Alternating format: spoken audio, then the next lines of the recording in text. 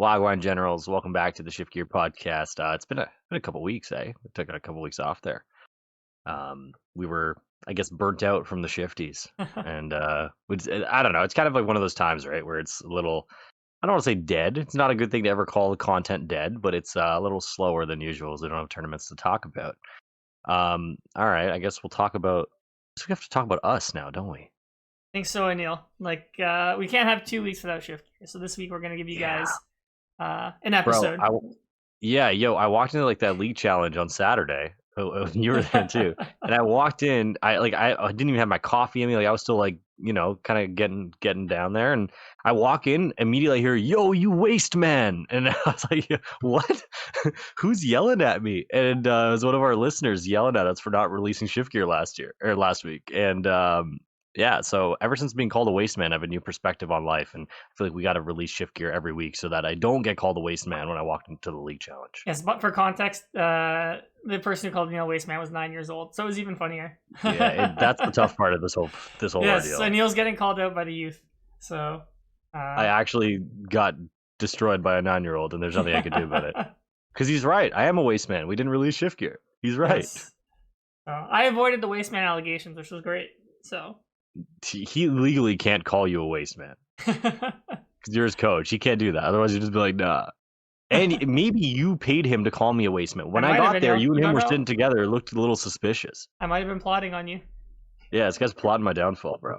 Anyway, so I'm your local waste man, and actually, I got really lucky because my whole neighborhood has no power right now. I'm on the one grid that has power. Yeah, I was gonna tell you, like, sorry, we can't record Shift Gear again this week, and then he would have came to my house, that 9-year-old, and probably beat me with a stick.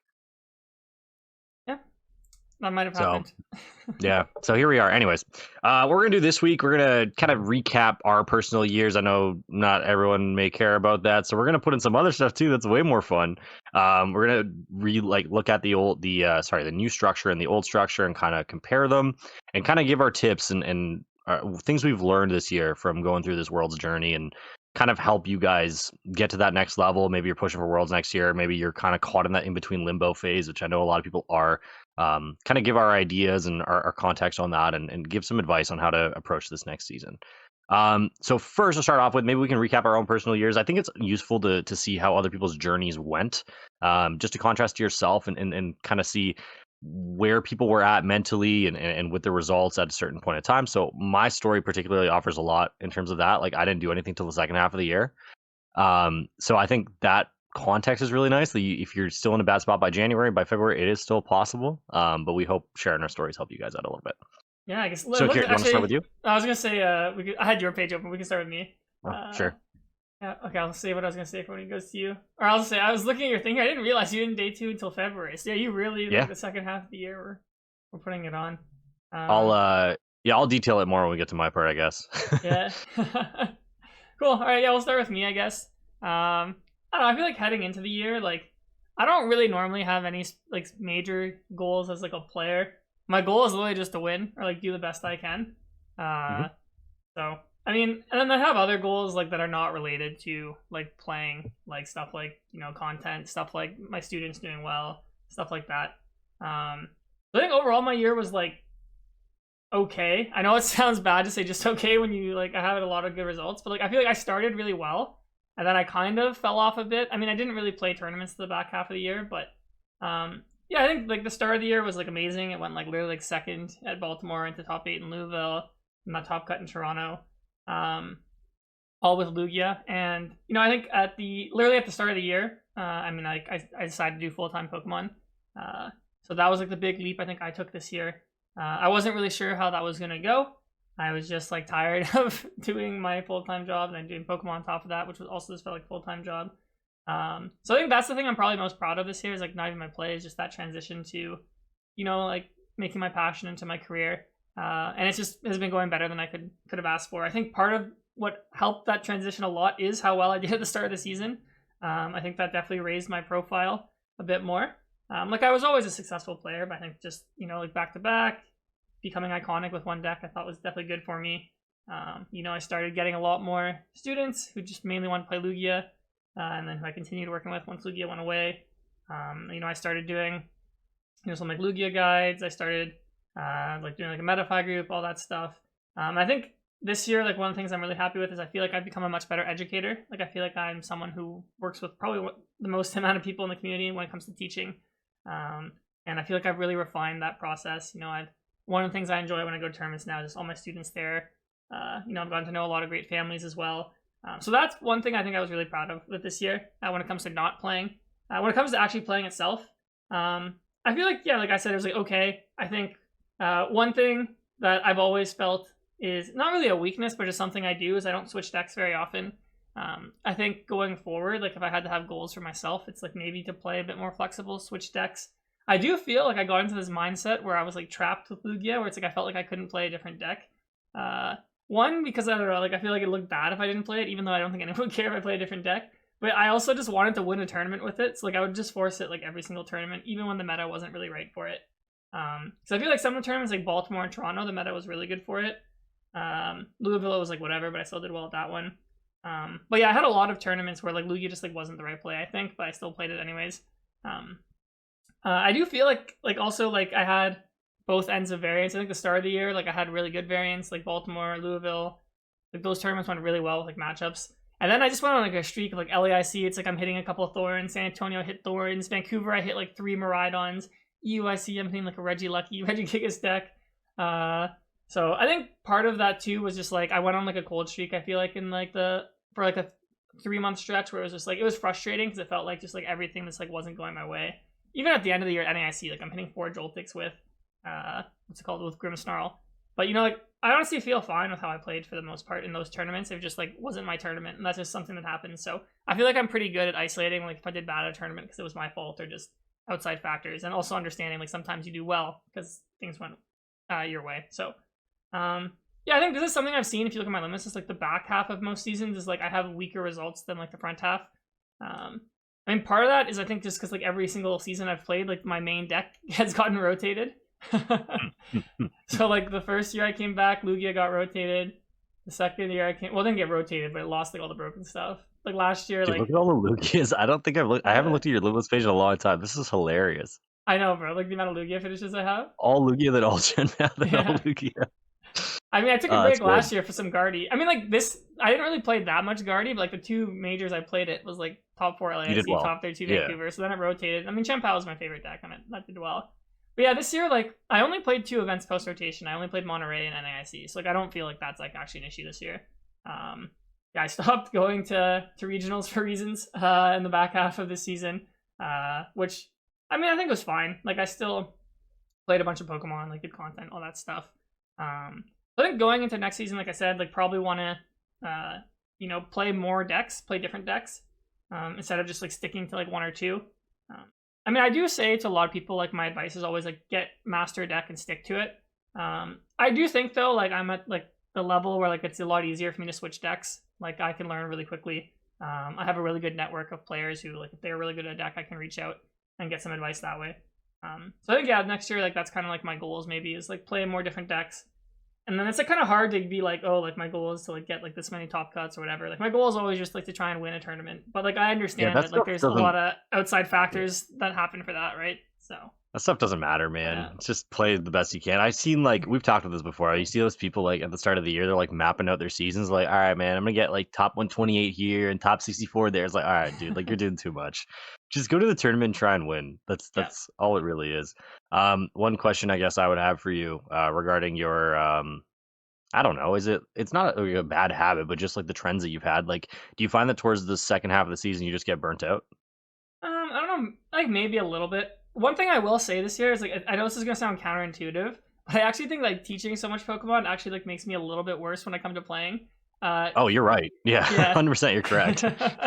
Because like when you teach so much, like those games are like not that they're not high quality. It's just like they're like a different type of game because like I'm more focused on teaching, and then like I teach so much Pokemon, like on average, probably like 30 to 40 hours a week during the season, that like I don't play as much on my own, like practice games. Like leading into NAIC, I was probably teaching like 50 hours a week, right? So it's like I do so much Pokemon, then like it's hard for me to like want to or be motivated or like have the energy to like do my own testing. So I think I definitely felt that as the season went on, a bit of burnout in terms of like my own playing.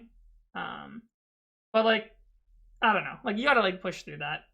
So I mean, like now too, it's like I've been learning, like how to, I guess in a business sense, like make my revenue streams more mixed, so I can like like I'm doing less hours now. I'm still doing a lot of teaching, but like mixing in things like doing camps, like Metapy classes, stuff like that, so that I have more time to focus on my own testing. And like when it comes to worlds now too, like that I take more seriously in practice. But I definitely do feel a bit of a burnout. I really did enjoy actually like the second half of the year when I stopped going to regionals. It was really nice actually having my weekends back. It's amazing. Not stressing. Yeah. I didn't play locals really during that time, so just doing like normal non-Pokemon stuff was great. Because I think that is something I have struggled with a little bit as well, as this like the work-life balance. So that's another goal I guess I have for myself is figuring that out a bit more this year. I mean, like I couldn't live the way you do, man. I see like you're like, yo, I'm like working from like 8 to 10 p.m. Like, when do you have time for like yourself? When do you go do things? Yeah. So that's the goal of this year, hopefully. Yes. Break you out of your shell, man. It's good though. I mean, like obviously you make a ton of money. Like that part is great, and I don't think anyone's like hiding that. Like this is a job at the end of the day, right? Like you want to make as much money as you can, and you got to make sacrifices, and that's what that is. But that's kind of what I felt too last year. I wasn't working last year, and I did a lot of coaching, and I stopped coaching completely now because I was just so burnt out by the end of it that I no longer really. It's not that I didn't enjoy it. It's just like it felt like I was getting a little bit worse every time I played, and it's not a bad thing. Like it's good to spread like all the knowledge and love to the community. It's different strokes for different folks, and like I found that I had a year before I burnt out. You got a lot more passion for the game than I do, thank God. So you're still going, but I definitely felt that burnout too, and I can relate to what you're saying a lot. Yeah, I mean, for me, it's one of those things where it's like I think I'm like bad at saying no sometimes, so like I try and like fit everybody in. Cause I like you said, like I genuinely love what I do. Like I love teaching. Like I love, especially when I work with the kids, it's like amazing. I just like love talking about Pokemon, as I'm sure everyone listening to this knows. So, but yeah, like I need to like definitely balance it a bit more, where I do things that aren't Pokemon. So I have like one night a week always where it's my basketball night. That's like a good night. Yeah. But I need to get a couple more non-Pokemon nights in there, which I'm sure I'll do. And like, That'll be good. That'll be good. Continue to do all the stuff I do. So one other goal I have for myself is to get more consistent with content, like posting more on my YouTube, stuff like that. I've got some exciting stuff I've been working on. I've got someone who I'm working with now to help me level up my content, get it more out there. So hopefully you guys are going to enjoy some of the videos that I'm going to be posting soon on my channel. Nice. Yeah. Yeah, it'll be good. Cool. You learn so much as you go through like a year like this. It's like such Yeah. a growing year for you too, right? Like you didn't do this stuff before, so you learn so much as you go. And I think, I don't know, dude, technology is the wave, man. You see all these people never working a day in their lives because they made it big on YouTube or TikTok or whatever, right? Yeah, Could I be mean, you. YouTube, I mean, and you know this obviously because we do this, is like, we don't lose money, but like the ROI for how much work you have to put into content, like unless you're massive, is like not really that worth it. I don't think we make money, to be honest with you. Like, okay, I think we break even at least. Like now we break even, but like Yeah. look how big we've had to become just to break even. Like Yeah. it's you're right. The ROI is terrible if Yeah. you just do YouTube itself. It's like it's more for like building your brand in like a funnel. Like if I put 10 hours into like a YouTube video, for example, like I could make the same amount of money teaching for like an hour or two.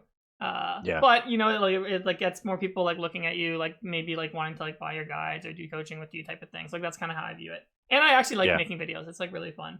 So yeah, I guess the other thing too is like, well, like last point on this is like this isn't unique to Pokemon, but like just like being self-employed. Like I knew this was gonna be a thing, but like how many things like you just have to handle on your own, right? Mm-hmm. Like I hate doing administrative stuff, but like you know, like doing all my expenses. Like if I go to like a restaurant at a regional, I'm like I gotta keep this receipt and like log it. It's crazy. I have like 1 million business accounts now, and the worst is like I deal in USD and like just the pain of like doing that, like converting everything to Canadian.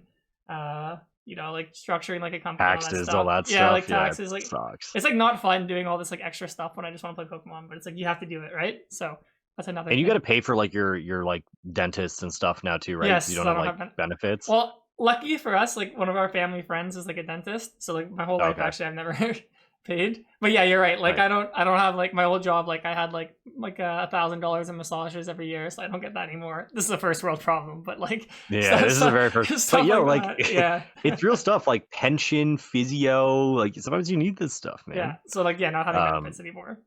So luckily I'm young. Knock on wood that I don't need some of these services for a little while longer. But yeah, it's definitely changes. when you work for yourself compared to working for a company. Absolutely. Cool. Yeah. All right, let's jump to you, Aneil. Sure. This is your Limos page I have open now. Walk us through maybe Yes. your season, some goals you have for yourself going forward, all that good stuff.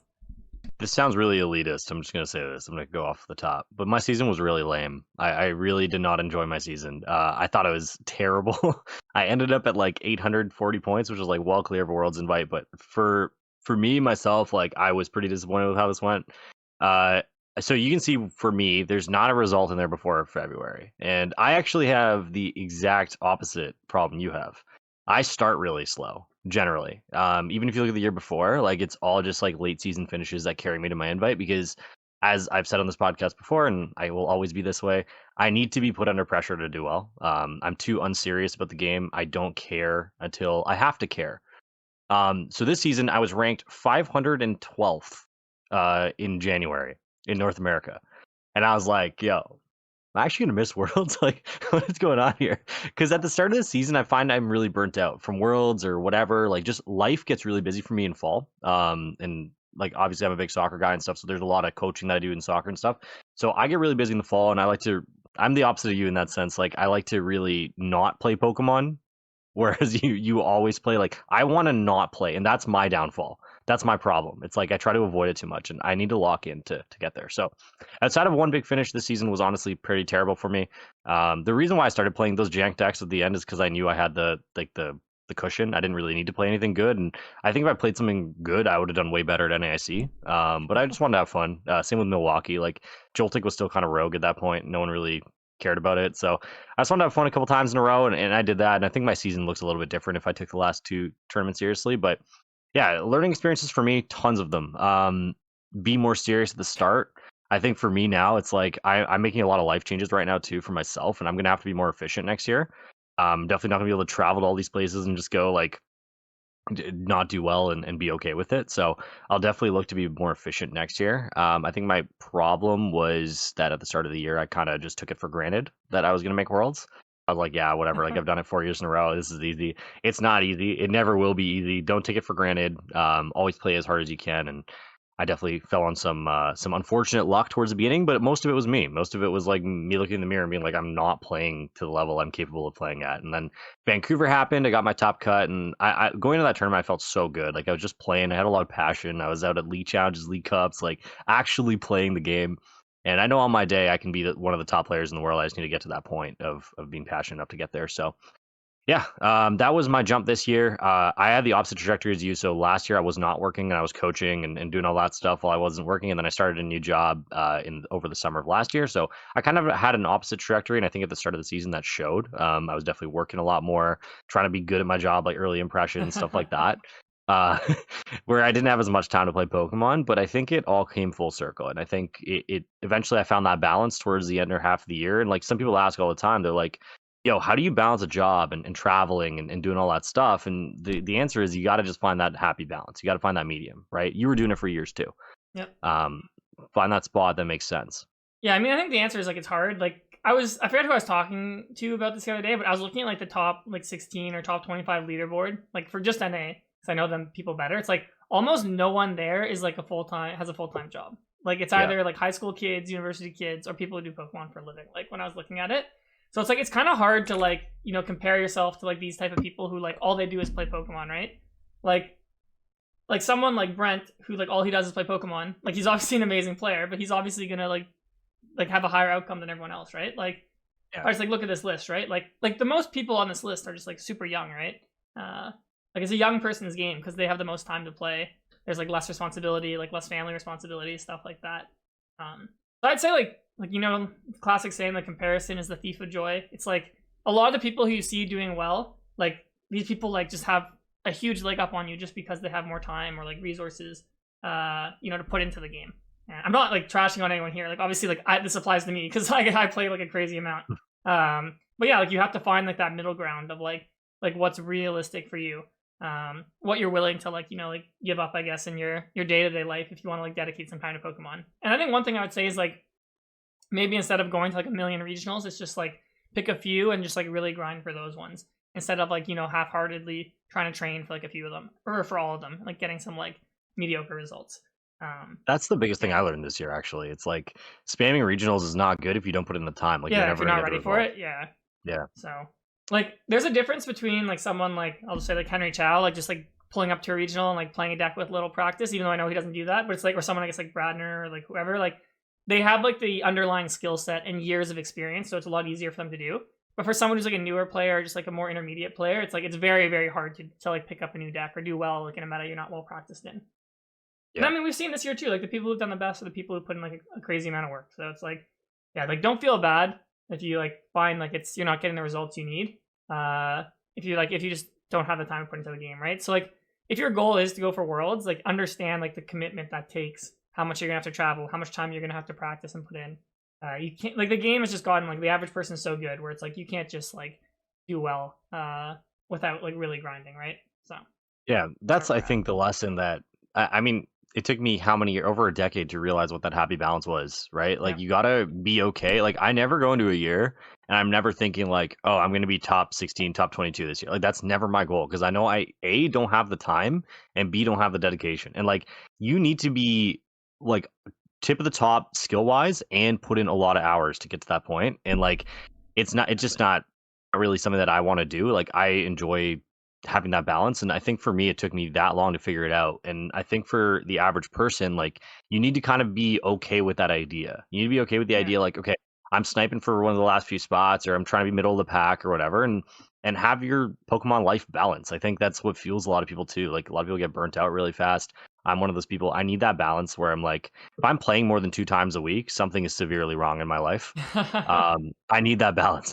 Otherwise, I hate the game. So you just got to figure out where your comfort spot is. And I think it's Exactly. different for everybody. Like some people have more passion than others. If you're just starting to play the game, you probably have a way longer leash than someone who's been playing for a while.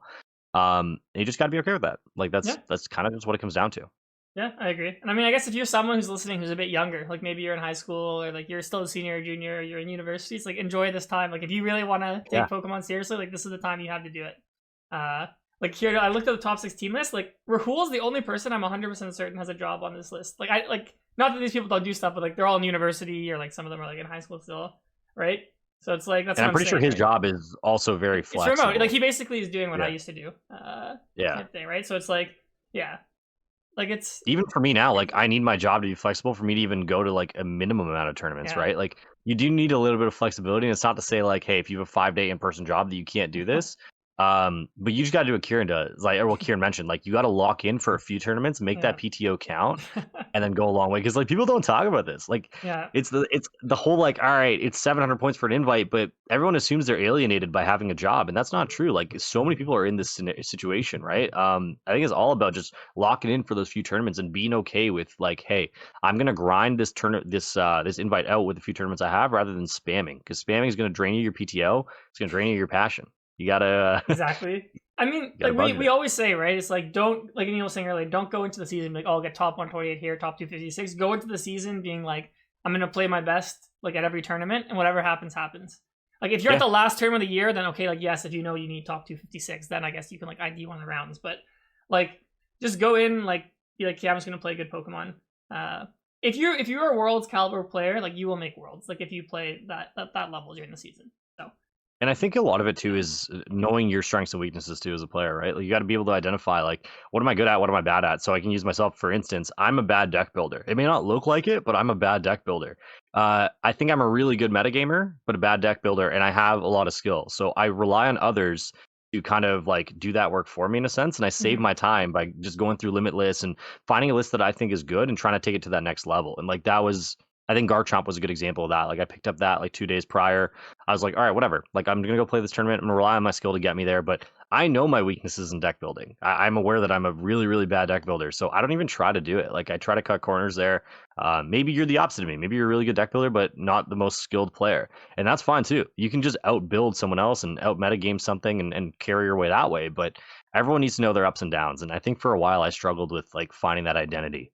Like, what am I? What am I good at? What am I bad at? And I think there are times where that's going to fluctuate a little bit, but generally people have their strengths and weaknesses, right? Yeah, for sure. And there are guys who are just going to play the same 60 tournament after tournament and do well with it. And that's your strength. You're really, really, really good with that one deck. You know all the ins and outs, stuff like that. I personally never get to that point. But I know I have enough skill that I can like get up to that level if I need to. You know what I mean? So just Yeah. understanding your strengths and weaknesses, I think, is the thing that'll carry you the farthest, especially if you're on a budget of time. Yeah. No, I feel the same. I mean, like, look, like I played pretty much the same Lugia list for like almost 6 months straight, and like my results were really good, right? So, yeah, Yeah. like you. I mean, like I'd say, like in terms of like what's more important, deck building or playing. Like I'd say playing is like way more important, like your skill level, right? Like if someone has a slightly better deck but they're a way worse player, like they're still going to be at a massive disadvantage. But then you have like people who are like really good at both, like someone like a Bradner, for example, like or a Torrid, obviously, and like that's when the game that's really good. That's why the other thing That too carries you is really far, as you can yes, tell. right? Like it does pretty good for you. And I think it's like it's also important too to be honest with yourself, right? I think for a long, like at the beginning of the year for myself, I knew I was garbage. I was like, I am playing like trash, and it's not like an egotistical thing. It's sometimes you got to look yourself in the mirror and be like, I'm not playing well enough to win. It's not about the Yeah. decks I'm playing. I'm just not playing good. I'm not locked in, whatever it is. And I've talked about this a lot with my students when I used to coach. Is like sometimes you're gonna find yourself in that crisis, right? Like Yep. sometimes you're just gonna be like, I'm not that guy right now, and that's fine. That's when you got to strip it down, go back to the bare minimum, play like an easy deck, and try and like build yourself back up. And I Yep. do that at least once a year, where I get there, I look myself in the mirror, and I'm like, you are playing like trash. And then I take myself back, play an easy deck for a while, really master it, and then you can start building yourself back up. Because I Yeah. find that foundation crumbles as fast as it gets built. No, I agree 100% with that. Like it's definitely there's like a learning curve when you're playing new decks type of thing for sure. Yeah, I think the other thing too is like a lot of people who are like the best players, like they have these like really elite testing groups as well, right? So like they have another leg up in terms of collaboration. I mean, maybe that's another goal I have for myself is to maybe collaborate a bit more this season. Like I feel me like for the too. most part, like I mean I message a lot of like people, but like I don't do as much like testing or like ideation with like other people in a group. I do feel like I'm in a bit of a weird spot just because I do stuff like like Metafy. Like I feel like I am obligated to like post on my deck list what I'm playing, right? So like if I work with other people, like I can't really do that. So I think that's kind of why I've shied away from it. But I do think it's something like I need to do a bit more, at least for the testing part. Since I just do a lot of testing, I just play against myself on like the simulator, or do a lot of my testing through like talking with other people, just like doing that. So that's definitely something I need to do Share a bit goal more. for sure. Yeah. I also operate solo, which I like because I get to play whatever I want. But like the benefits of having other people working on your list with you and like working in a team is so like widespread because you have to put in half the time. You have the ideas of others and like you're kind of figuring things out. And one thing I've preached about in this podcast before, and I'll preach about it again, is using like Metafy as a tool. I buy guides all the time. I buy events all the time because I'm like, all right, I don't have as much time as the next guy, and that's cool. But if I can watch this hour video that's going to teach me everything that I need to know, then why wouldn't I? So using that as a tool as well, I find is really important, especially if you're like a solar hiker. Like you need to have everything in your corner that you possibly can. And cheating is what I call it because it feels like cheating. But cheating on the test is really good, especially if you're not working in a group, just to kind of get yourself back up to speed without having to do it yourself. Yeah, obviously we're biased because we do some of this stuff, like the Metafy stuff. Like, Mhm. it's kind of pay to win in a sense. Like, I always tell people, like, when they ask me, like, oh, like, is coaching good? Like, should I get a guide? When it comes to guides and coaching, it's like, it really depends on the individual person who does it. I guess the hard part for me is, like, I don't get coaching from other people or anything. So it's like, I don't have, like, I just give recommendations based off, like, if I trust the person or what I hear from their students or if their students have success. But it's kind of like paying to get better faster. Like, you can put in like 20 hours by yourself and probably come to the same conclusions as if you watched like a 2-hour guide. So it's just like, do you value like just paying like $30 and like learning it quickly if it's from someone you trust, it's high quality. So I think we've definitely seen now at this point, like pretty much every good player, like they just post guides. Like information is like so easy to get now. Like no one keeps it a secret, right? Like when I was doing well with Lugia, I posted the guide. Like Brent was posting his Gardevoir guide, still winning. I know Henry Chow was doing like Gardevoir classes, like Tord posts guides, right? So like the top players are like fine giving up their secrets. Like just the difference is like they're just like that much better at playing, right? They can adapt faster than the average person. Yeah. Like for example, I've been testing Guardy with Jelly all week, just like in prep for Worlds. Yep. And I was finding that I was struggling against Zard, and I literally just went on my YouTube and there was a video by Gabe Smart saying how do you beat Zard with Gardevoir, and I watched it, and in half an hour I learned basically everything I needed to learn about that matchup without having to do any of it myself. So like Yeah. I think our underlying message here is use the resources available. Yes. Like there's so much available now, and we're not even shelling for ourselves. Like don't even pay for the stuff if you don't have to. If it's on YouTube, go get it. Like if you have friends who know about this, ask them to sit down and just do it with you for 20 minutes, whatever, right? And like we're both solo players in a sense, right? But even we can understand the value of working in tandem and like Yep. working with teams. I think is really really important. So that's a personal goal for me too. Like just Yep. use the resources around me more. And like guys, to be honest, like I know it sucks when your whole like local community knows what you're playing or whatever, but Oh, yeah, it there's doesn't matter. 4,000 people in these Yeah. tournaments. You're not going to hit them. It doesn't matter. Yeah. Doesn't matter. Yeah. I'm as like anxious as the next guy about giving away what I play. Like right now, I probably won't give away what I play to Worlds until Worlds happens, and that's just me because I don't know. Like I've always been that way. But if everybody in Toronto knew what I was going to play at Worlds, absolutely nothing would change. Yeah. I mean, I kind of went through this for a while where I try not to sound like arrogant, but like I'm like a higher profile player. So if someone played against me at a tournament, like they would know I was playing Lugia, or for a while they would know I Yeah, was playing Chemfao. So like they would know to pick first or second. So I'm like, yeah, I would always be like at a disadvantage in that yeah, sense. But like it still didn't matter. You know, like I would still just like try and play my best, right? Like that. Like I keep saying, like at the end of the day, like how you play matters way more than everything else. So and like yeah, like there's so many free resources, right? Like so many people make YouTube content. Like even though I do some paywalled content, I still post like a lot of stuff for free on my YouTube between like high level players. I give my analysis. Like most top players are pretty good about putting stuff out for free. So I'd say definitely yeah. do 'Cause they that. don't care. Yeah. They know they'll outskill you. It doesn't matter. Like, and I know a lot of people have like those doubts about like when they watch videos. Like, is this guy really telling the truth? Like, is this a real list this person's going to play? And like, I think this podcast too has helped me a lot in sense of like I'll tell people what I'm probably going to play the week before and not care because it's reinforced that idea that like, all right, random Joe off the street can pick up this deck, but in theory they shouldn't be a threat to you.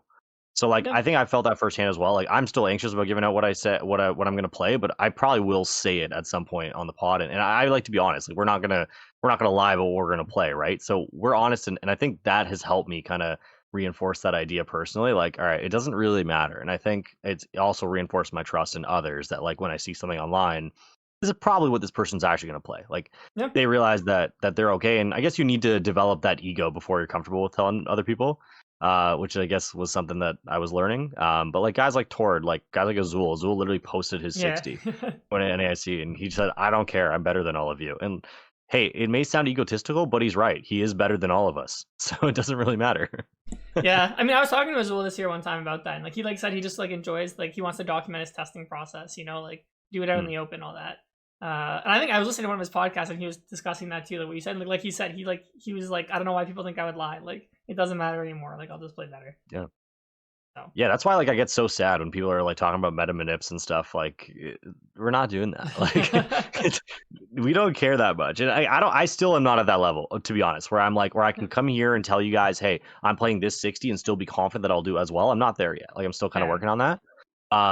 But like I think overall the idea of the deck is not a bad thing to give out. Like it's fine. Just people yeah, know your deck, whatever. You're probably not going to hit them, and just play your best. And I guess that's even more motivation to say, hey, I need to be better than the next guy playing my 60. yeah, exactly. Agreed 100%. Cool. So we recapped a lot of our stuff. So let's talk a little bit, Neil, about like the changes they made, and then we'll talk about how this maybe factors into how people should approach. So like, Yeah. the invitation system is they kept it pretty much the exact same. They added a couple more invites for Europe and US and Canada. I don't know if they added more for LATAM. I can't remember how many LATAM had last year. So this isn't changing. I guess the first thing, Neil, is like, how did you feel this year about the top X system? I was obviously very privileged that after like the first term of the year, I pretty much didn't have to worry at all about my invite. So as someone, Neil, who was kind of like in the thick of it for a while, how did you feel about the top X system this year? This may sound weird, but I actually didn't look at it. I wasn't aware of my standing until that February time when I let you know that I was in like 500th or whatever. And I think that kind of helped me in a way. I saw that and I didn't even do any math. I was like, I don't care. Like I'm just gonna play the best I can the rest of the year and see where it takes me. And I think that has to be the mentality. I think like caring about where you are throughout the year is valuable to an extent.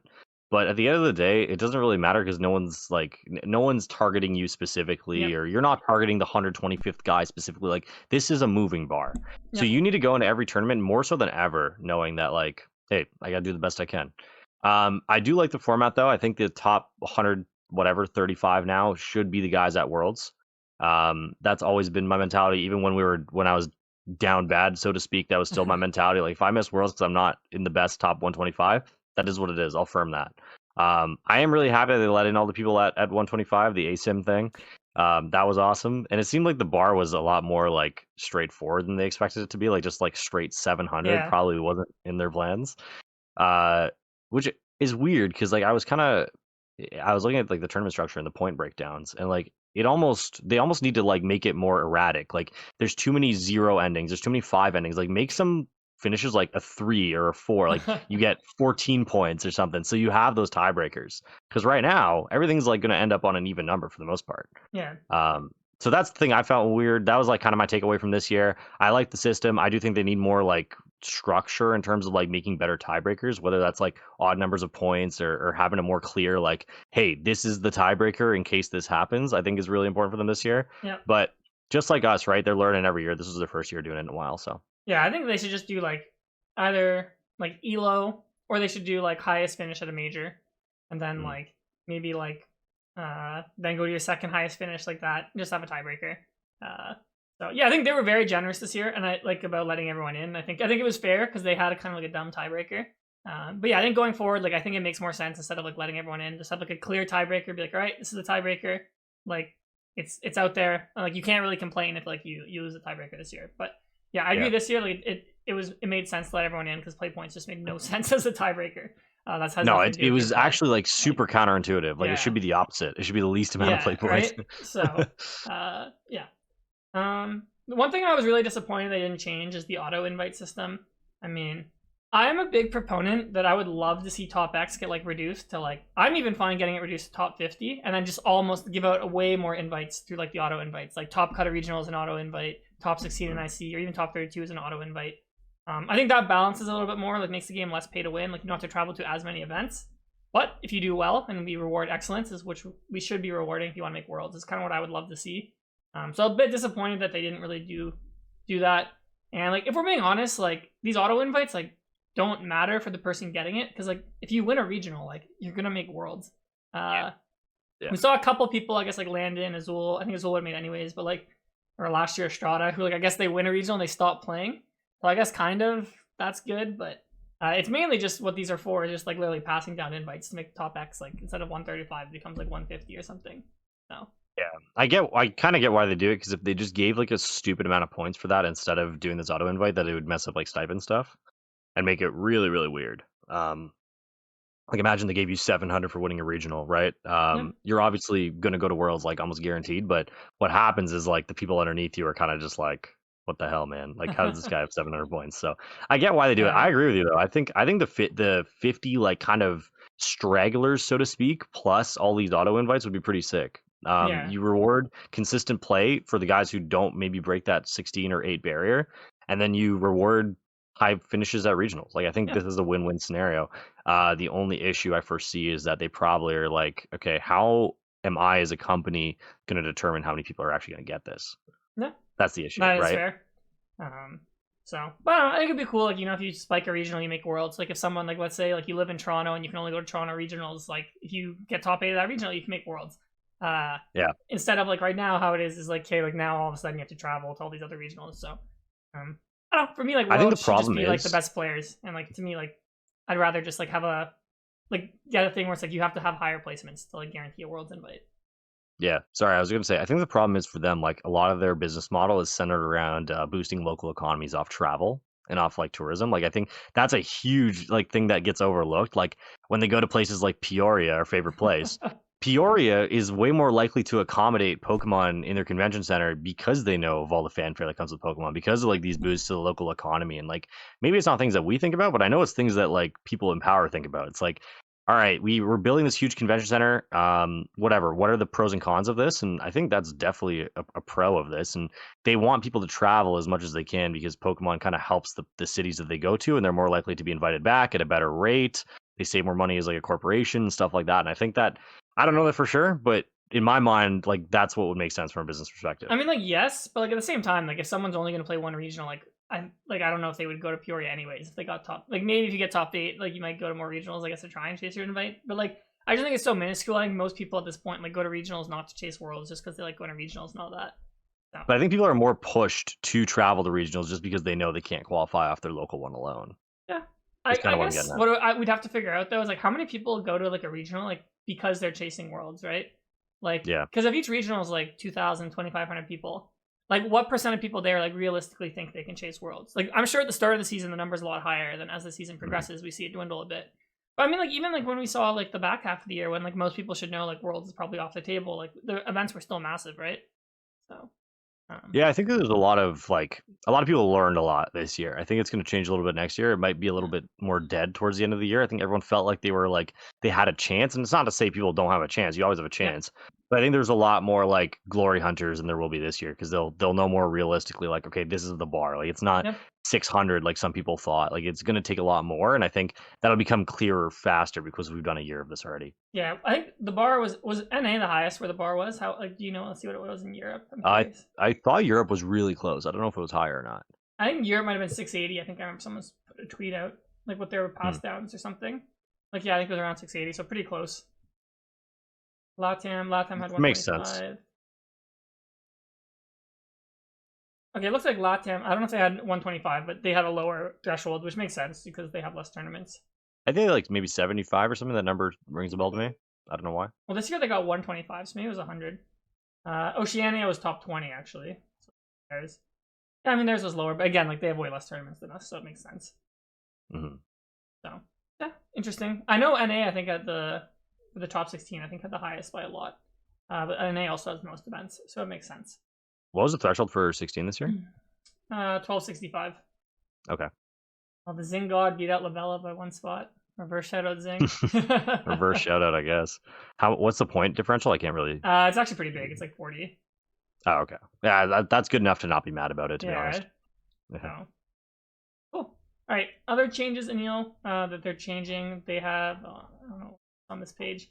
They're changing the turn rules. It's somewhere. I mean, I'm sure a lot of you guys have already heard opinions. You don't need ours that much, but yeah, I think that was a really bad change. I don't understand why they made that change. Well, I understand because they said they want the rounds to be shorter, but I'm like, I feel like there's a lot more better systems. Because I think like one issue we have in the game is like a lot of people just try and 1-0 their opponent, and now with +1 turns, it makes like going for a 1-0 like that much easier.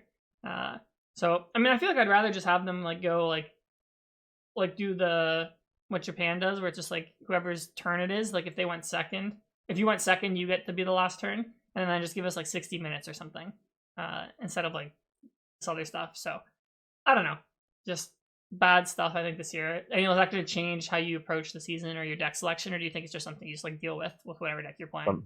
Something you deal with. Yeah. I don't love it either. I understand why they're doing it though. Like the tournaments were lagging on a little bit, but I also thought they did a really good job towards the end of the year of like making these tournaments go faster, right? Yeah. Like we weren't there like 9 a.m. to 10 p.m. anymore by the end of the year. Like they got a good grasp on what was going on. I do understand the concern. Like, yeah, people are going like 30 minutes into time. Like when there's no time limit, like it gets weird. But I feel like this is only going to incentivize slow play, and I really don't like that personally. I think there's gonna be a lot more like judge calls and stuff, and a lot more like kind of playing defensive Pokemon, right? Like you go 1-0 up in the set, there's 10 minutes left. You're gonna not only play slow, but you're now gonna be playing like this like weird defensive Pokemon where you're not playing to win anymore. You're just playing to survive, right? And I don't like that. I wish they almost did like and this wouldn't be fair. This is not a logical solution, but something similar to like the whoever has the least amount of prizes wins that second game or something, like some sort of thing that disincentivizes slow playing, because right now it's just going to be kind of stupid. We'll see how this year goes, but I'm not thrilled either. I agree. I mean, the only good change they made is like they added the extra Swiss round back. Like this made the one thing that made no sense was they took away the 9th round for day 1. So I'm like, that has no effect on how long a tournament takes. Like I understand why they took away the second one in day 2 or the extra one in day 2 because of like the ASIM thing. But I think this is a good change. Bring back the Swiss rounds. Just more Pokemon's better. It's just like my vibe I get. It's just like they'll like throw us a bone with something like this, which in the grand scheme of things doesn't matter that much. And then like they just like have their head in the sand when it comes to everything else. I feel like it's like no one asked for this, right? We've been asking for like more time, or like you know, like you said, like prizes, like win on prizes for a game. I don't. We've been asking for like the championship points adjustments, like for like ICs to be worth less, like SBs like to be like fixed a little bit. You know, we talked about how like the invite structure this year was like horrible for like the juniors and seniors. It's just like all the big things. It just feels like a complete swing and a miss by them, or like they're just like ignoring it. And then instead, it's like, okay, you guys could have an extra Swiss round. Like that's the bone you guys get this year. So I mean, like it is what it is. But yeah, definitely, this was definitely a really disappointing document for me to read when it came out. Because I like think it feels like they're not listening. Sorry, go ahead. we're kind of at the point where it's like it's obviously never going to be perfect. We know Yeah. that, but it's kind of at the point, and I get this vibe a lot, especially recently, where Pokemon's very happy where the game is right now. They're very much like, hey, we don't need to do anything. Like this is we're getting record numbers of people. Like Yep. the market's record high. Like there's nothing that they really need to change to appease the audience, and I'm starting to feel that they're kind of getting like complacent in that sense. Do I think this change is going to push people away from the game? Probably not. I mean, I hope not. But it definitely does like kind of veer down that path a little bit where like a couple more bad changes like this and you might be pushing some people away from the game. So they gotta like find that happy medium, and maybe that's what they're trying to do. Like, hey, we'll give you one good one and give you one bad one just to kind of control numbers or something. Like, I don't understand why this needed to happen. It doesn't make any sense to me. Like, Yeah. there's no reason why like we needed to get out of the venue sooner than we were already. Right? Like there were times early in the year where like I think it was like Baltimore or something where like we were there till like 10 p.m. Yeah, that's a problem. We can't have that. But when they started figuring it out and applying slow plays where appropriate, and like there's only so many matches in time, right? And there's a billion judges. It's not hard to have a judge like station between every 3 or 4 matches in time and just have an eye on slow play. Like just Yeah. enforce those rules. I think that's a lot easier of a solution than whatever the hell we're doing here. Yeah, I agree. I think like we've said this before, like I've said this before in the podcast, but it's like we all love Pokemon so much, like no matter what they do, we're still gonna play. So like there's like you Yeah. said, like there's no incentive for them to like improve things because they know we'll still Yeah. go, right? Which is really bad, but it just is how it is. And I mean, like I'm sure the people who would work at TPCi care. I'm sure there's a lot of like bureaucracy or just like stuff like they can't do or like change things quickly just because they work for such a large company and such a big brand. But it's definitely disappointing to see. That a lot of like things that are requested are just like kind of like getting ignored like year after year after year. So, We'll see how it plays out. Yeah. One last thing I want to cover before we hop off, maybe. sure. Just for those people who are like, hey, do I chase an invite this year? What are my goals for this year? I think it'd be helpful if we touched on that a little bit and kind of gave some perspective as to like if you're a mid-tier player, like a new player, whatever, like where should you go? And I guess I would ask you that first. Like you're a new player coming in, what's a reasonable goal? What's something that maybe is a goal that's it's also like rewarding in a sense, like maybe not materially, but in another way? Like, do you have any ideas as to how people should approach that? Yeah, I mean, if you have like a season long goal, I think like making day 2 is like the season long goal. I think that's like Mm. super attainable. Like it's not like an easy thing to achieve, especially if you're a newer player. But like, I think that's like if you want to have a specific tangible goal, I always recommend that to people. A lot of people I work with when like they're playing their first or second regional, they're always like, oh, I just want to like get a positive record or finish with points, and I think that's actually a good way to start as well. Mhm. It's just being like, okay, like my goal is to like have a positive record at my first regional, or my goal is to get points at a regional. But yeah, if you're a new player, like you're obviously starting from like behind everybody. So like don't compare yourself. Like don't expect success right away. Like Pokemon's a difficult game, and I know we see new players all the time have success, but that's like probably like the exception, not the rule. So I would say like don't rush it. Just like have fun with the game. Like Pokemon's obviously a super fun game. Like the community is great. So just like enjoy the journey, like as you try and get better and better. So, Yeah, I think as like a mid-table player, I think a good goal this year would be Ace Trainer. Like I think yeah, that's that one is a good good one thing actually. Yeah. they brought in. Yeah, like try and shoot for Ace Trainer. I think the thing that people need to hear, and this is a tough thing to hear, especially at the start when you're just starting to play, is most people neg from this game. Like most people are in the red. You're not going to make money at this game for a long time, right? Mm-hmm. You can, of course you can. There are anomalies to this. Some people will make money, but when you factor in travel costs and food and like whatever you're doing, you're probably going to lose money playing this game. And that's fine. You got to be okay with that because the opportunity cost of the game, like obviously you can make a lot of money. That's what you're kind of paying for. And if you get a Worlds invite out of it, you get Ace Trainer. That's kind of what you're paying for. You're paying for the experience. And I find the people that hop out of this game the quickest are the people who come in for monetary gain. And I think that's kind of a hard thing to hear at the start, but it's important to know. Like you're probably going to red from this, but you're going to get like Kieran and I've been playing for over 10 years. Only now probably started to make proper money off this game or whatever. And you still more than me. Like I don't even do this coaching stuff anymore. But like I play in a red every year, more or less. And I play it because I enjoy it. And like I get free quote unquote travel out of it. You get to go to these cool places. Like these are things that in 10, 15 years you tell your kids about or whatever, right? Like you just got to find some sort of value in the game that's outside of money. I think that's my biggest piece of advice. And as soon as I found that, as soon as I found like the happiness of like going places, and like you guys know me, like if I'm away for regional, I'm going out Saturday night. I don't care if I'm not an O or if I'm not in day 2. Like I'm going out. I'm gonna have fun, and that's like where the value is for me. It's like seeing these places, having these experiences. That's my entire value. Like if I walk out of there and I missed making $500 because I was out the night before having fun, I can live with that. I can live with that. So it's just about finding your own value, and for everyone's going to be different. Yeah, I agree with that. Like I love traveling so much. Like when I go to Pokemon, like I've been to really cool places. Like last year, like some of my favorite places, like Buenos Aires. I went to we've been to Sao Paulo multiple times, but like last year I went to Rio as well, Ilha Grande. You know, I do stuff like I get my scuba diving license, like stuff like that. Just like the side quest at these tournaments is like super fun. What I enjoy a lot. So, yeah, I mean, like even when the tournaments didn't have prize money, we all used to play and compete just for the love of the game. And like if tomorrow Pokemon came out and said there's no more prize money, like I would still play. But it is nice that I think now that's a if you bold do take. well, I don't know if I would be playing. Really? If they got rid of prize money tomorrow, I don't think so, man. I would still play. I think. I'm not playing for the money. Don't get me wrong, but it's nice that like a couple times a year, or one time a year, whatever, like you get some money back for your travels. I feel like it's like kind of absurd to not have that potential. Okay, I like mean, what's the motivation? You made like 3,000 this year off prize money, right? Like, is that I really mean, like? nothing. Yeah. So is that really like a motivating factor to like not play anymore? No, it's the fact that I could win Okay. a ton of money. Chase Like I made pennies this year. Like I did not make good money this year or last. Like I don't make money off this game. I'm not serious enough. I know that. But that's fine. Like it's just the fact that like okay, when you want to win worlds, like the idea of winning worlds is super cool, right? But then there's also 50 G's attached to winning worlds, which is even more cool. And I do think people will play for the love of the game to win worlds because they want to win worlds. But I think it's obviously a huge factor. Like 50 grand, that's ridiculous. I guess for me, like I just want to win worlds. I mean, obviously, like I'm in a privileged situation where it's like I can say that, but like yeah, I of don't course. know. I just care about winning. I feel like more than like playing for money.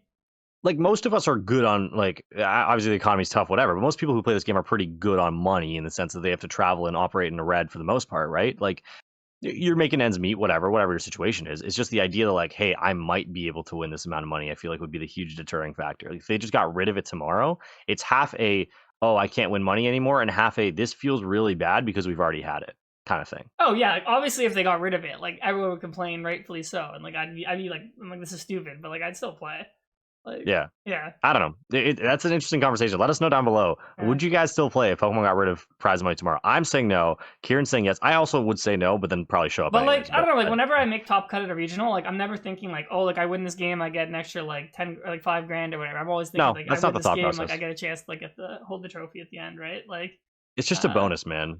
Like I think back on it sometimes, and I'm like, some of my matches, I'm like, man, like I'm playing, like for example, like my LAIC top cut, I'm like, the difference between winning and losing is like $5,000 right now. But like in the moment, I'm not thinking that. But like I look back at it, I'm like, damn, like that's a huge money match I was basically playing. Like, yeah, you're playing a children's card game, hoping your opponent hits low probability off their generator for a chance to win $5,000 USD. Like that's what it is, and that's okay. Like that's fine. I just find the money is a good like added bonus of this whole thing. Yeah, that's fair.